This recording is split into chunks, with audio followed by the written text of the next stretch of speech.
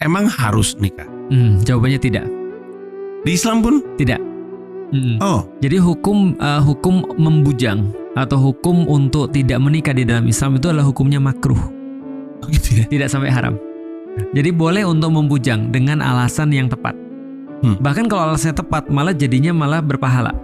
Oh. Banyak sekali ulama-ulama itu tidak nikah.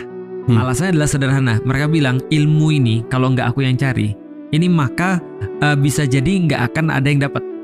Maka kalau aku menikah, kenikmatannya untuk diriku sendiri, tapi kalian nggak dapat apa-apa. Tapi kalau aku tidak nikah, maka aku punya waktu 100% untuk ilmu dan manfaatnya untuk orang banyak. Wow.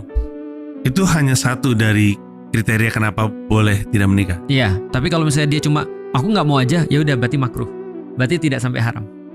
Saya agak terkejut. Saya pikir kita diwajibkan untuk menikah. Nggak diwajibkan. Di Islam ada banyak tokoh-tokoh yang nggak menikah. Banyak. Karena kan saya dengarnya menikah semua sih kayaknya. Imam Nawawi nggak menikah. Imam Nawawi itu setauku keren banget tuh, tapi nggak menikah. Dan banyak banget ulama-ulama juga yang memilih tidak menikah. Dengan argumen yang sama tadi. Dengan argumen yang sama, nyari ilmu. Argumen apa yang membuat jadi benar bukan makruh? Ada lagi ya? Tadi secara ilmu, yang kedua secara medis bisa jadi. Oh ya mungkin. Lalu kemudian apa ya? Ya secara kalau menikah dia mudorot. Mudorot tuh bisa menimbulkan keburukan misalnya. Ya apapun lah yang mungkin dia sangka bahwa menikah tuh menimbulkan keburukan, jadi nggak boleh. Jadinya bagus tuh. Jadi kita tidak diwajibkan untuk beranak pinak sebenarnya? Nggak diwajibkan. Soalnya kan gue sedikit tahu. Yeah. Ada di Al-Quran ayat yang menyatakan bahwa kita semua diciptakan berpasangan. Betul. Tapi kalau misalkan ternyata tidak menikah itu nggak apa-apa atau minimalnya makruh, kan nggak ketemu. Nah, artinya yang diciptakan berpasangan itu adalah secara fitrahnya, secara defaultnya. Artinya ada laki-laki ada perempuan. Nah, bukan berarti Agus punya jodoh misalnya, atau secara misalnya Joko punya jodoh itu misalnya, enggak gitu. Oh, oke. Nah oke, jadi sebenarnya kita nggak apa-apa nih untuk laki dan perempuan. Betul. Dan juga sebenarnya gini, yang Rasul minta itu adalah agar kita sunnahnya adalah beranak pinak banyak. Itu memang Rasul minta, karena Rasul bilang gini, aku nanti di hari kiamat akan berbangga dengan umatku yang banyak, kata Rasulullah. Karena Rasul tahu bahwa saya kuantitas itu penting.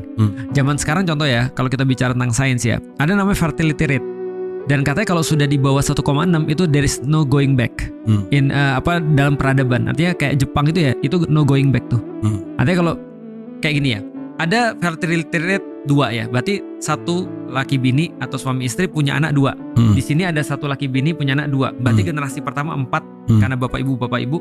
Generasi kedua 4 juga, berarti kan bertahan ya. Nah itu sudah minimal berarti fertility rate 2. Setiap pasangan punya 2 anak.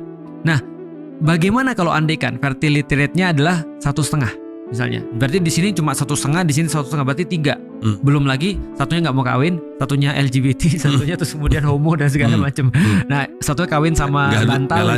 Nah, berarti nggak lanjut dengan peradabannya. Nah, ini terjadi pada peradaban dunia. Nah, Rasul akan berbangga dengan umat yang banyak. Dan di dalam Islam nikah itu selain daripada sebuah konsekuensi kehidupan juga sunnah sebenarnya. Sunnah ya? Sunnah, tapi tidak sampai wajib. Berarti di Al-Quran nggak pernah ada perintah untuk menikah? Ada. Secara tidak langsung. Contoh misalnya kayak gini, wa min ayatihi an khalaqalakum min anfusikum azwajan. Termasuk bagian daripada tanda-tanda kekuasaan kami ciptakan bagi kalian adalah pasangan-pasangan dari diri kalian sendiri. Itu kan ya. Litaskunu ilaiha, untuk mendapatkan ketenangan di situ. Maka Allah kasih tahu nikah itu tujuan untuk mendapatkan ketenangan. Nah, dan sebagian besar orang nggak mendapatkan ketenangan kecuali dengan menikah. Iya. Ada juga tuh yang nggak tenang setelah menikah, Ustaz. Nah, itu berarti salah tuh menikahnya. Banyak nggak tenang setelah menikah gitu kan. Pernikahan yang tidak tepat. Nah, itu kenapa? Karena yang dia cari ternyata bukan ibadah berarti. Berarti yang dia cari untuk yang lain. Karena kalau dia niatnya ibadah, dapatnya pasti ketenangan.